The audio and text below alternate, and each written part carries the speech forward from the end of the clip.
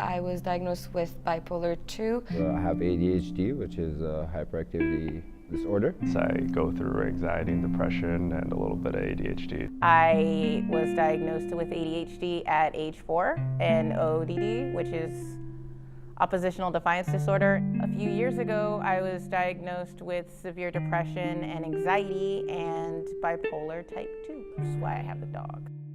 I'm Zac, I'm the Student Advisor at Toronto Film School, and most of what I do is just get to know the students here and what they're all about, help them with things from, oh gosh, I need something really basic, to I'm really in crisis right now and I need to know what to do. I'm often the first point of contact with students who might be struggling, and a quarter of students who drop out who have lower than a 3.0 grade point average have a mental health issue.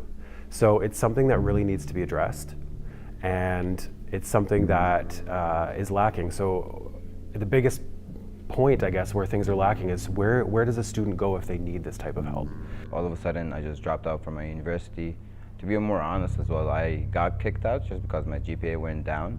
I felt like I was falling apart because there was a lot of changes happening all of a sudden, like getting to a new major, new program, and moving back with my family again after like 6 years.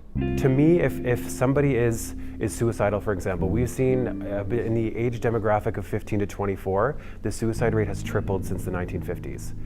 And that's a big problem now. If you have a friend who's in crisis, talking about it is never a bad thing. A lot of people shy away from it because they're scared that they're going to say something that will trigger them or make them think about something different in terms of how they'll end their life. It's a scary thing, but the most important thing is you can say to them, are you going to do this? So that's one, but for people who might suffer from depression or anxiety, just saying I'm here for you is enough.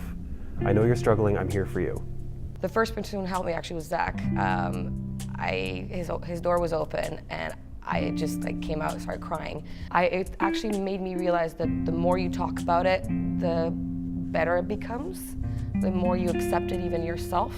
So I actually encourage, just like Zac and other people, to just talk about it. Don't be scared of it.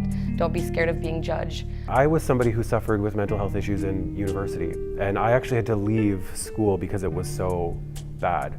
And what I realized was that there was nobody really there to keep track of me or to check in, see if I was ready to come back. And I noticed there was a gap in what a lot of post-secondary students experience in that capacity. So part of what motivated me was that, being somebody who's there without stigma, without any type of agenda, as somebody who kind of keeps track of them, but also is there if they need to talk. I think it's important to talk to who you're comfortable with the most, but I think the other part that anybody kind of forgets is sometimes there's not something to fix. Sometimes it's just like someone just needs to be witnessed, someone just needs to be listened to. A lot of people's problems are really complicated and there's no quick fix to a lot of things. Most things don't have quick fixes, right? But I think when we see someone who's uncomfortable or who has something that's clearly bothering them, we try to fix it. And indirectly, it's like trying to take it away from them. But with some things, you can't take it away from them. So I think it's just important sometimes to just listen.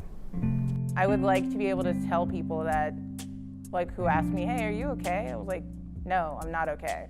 And not have them ask me why. It's just accept the fact that I'm not okay. I mean, admittedly, it's hard. I mean, there's stats all over the place that tell us that people do suffer in silence a lot, and the big reasons why are because they're worried about what people will think.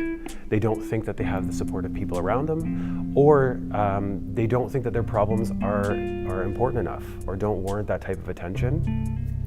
So it's definitely something that needs work and attention, and is something that can change. It can change when you have that community around you, like I was talking about, that community of support. And that's why days like today are so important, is it encourages people to seek the help they need, which is really important, but we also need that community of support and that destigmatized environment to help make it happen.